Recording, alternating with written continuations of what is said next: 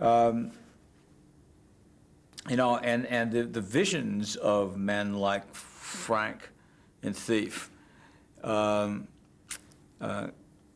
came from speculation about what happens when, in your formative years as a man, from say when you're 17 or 18 to when you're 30, you're put in a prison.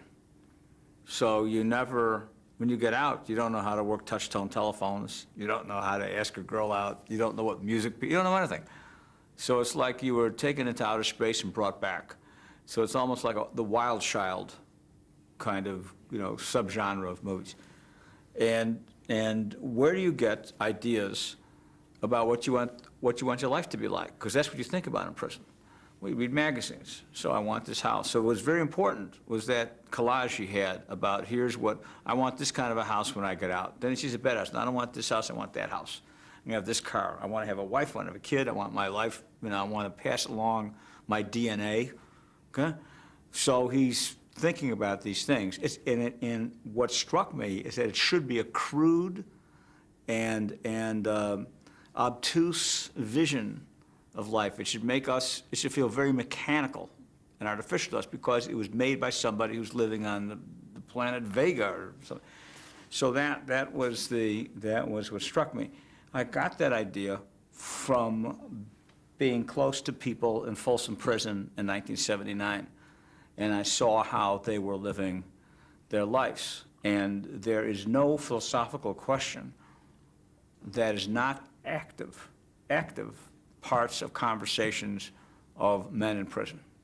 The most seemingly esoteric, profound, it's everyday dialogue with these guys. And some of the people I met, most of whom were autodidactic. They had educated themselves. And so I saw that. So that's where the idea came from. And I embellished it and brought it into Thief. I asked one guy in prison, and I asked him in Jericho Mile, I said, I wanted to cast him. And, you know, and he was a, African-American, big guy, all kinds of tattoos, part of a prison gang called Black Guerrilla Family. One of those three big gangs in Folsom, the Black Gang, MA and Mexican Mafia is another gang. And the Aryan Brotherhood, white gang, wasn't invented yet, so it was mostly Hell's Angels.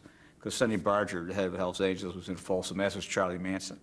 And I said to this African-American guy, I said, I'd like to cast you in the film. He said, I'm not going to be in your film. And I said, really, why?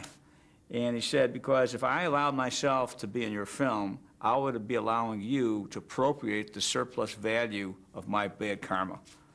Okay?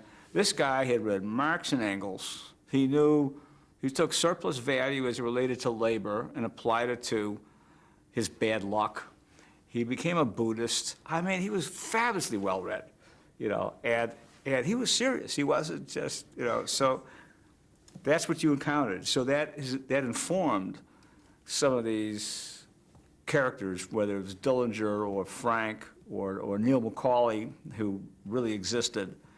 That's where some of these ideas came from. So it's. The character of Dillinger or Deplinger, it seems to me to be living in a sort of absolute present. Absolute. Present, right. The present, and in the same time he is in other times. He needs to recognize himself, his desire in. Advertising in someone else, in some people, some woman he desires. So in this movie I find something like not the opposite, but the same thing, the reverse of Miami Vice, the movie. Something like a character who jumps in a void and happens to be only, in one sense, only cinema.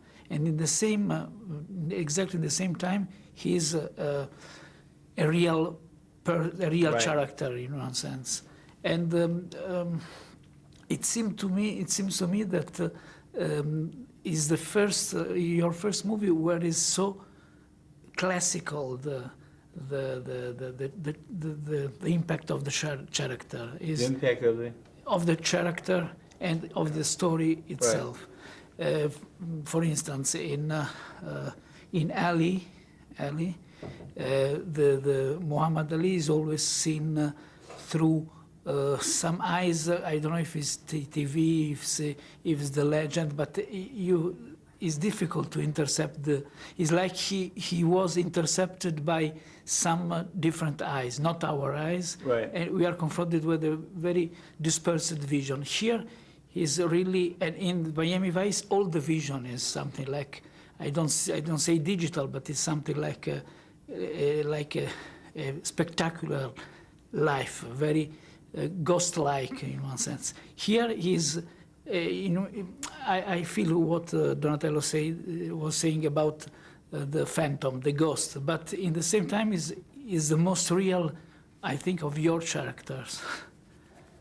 Dillinger. Thank you. Yeah, I mean, it felt like taking a character and projecting him into the void. Yeah. You know, in the void of existence. You know, when anything can happen and you're not conscious, you become sometimes then suddenly you snap into consciousness. Not that Dillinger does, except at the end. If I take what you mean, accurately, but it felt in doing it, it felt like we were, I was trying to be inside his innermost experiences. What does he think at this very moment? Really, as if you're there. We are him. I'm him. Johnny's him. From my point of view, it has to be me initially, and then, what is he thinking? What does it mean? What is he feeling? What is he experiencing as a real human being? Not as a character in fiction, but as a real human being. And very often in his life, the void was presented. I mean, how did they view this assault on their bodies, being wounded, being shot? They didn't think about it the way we do.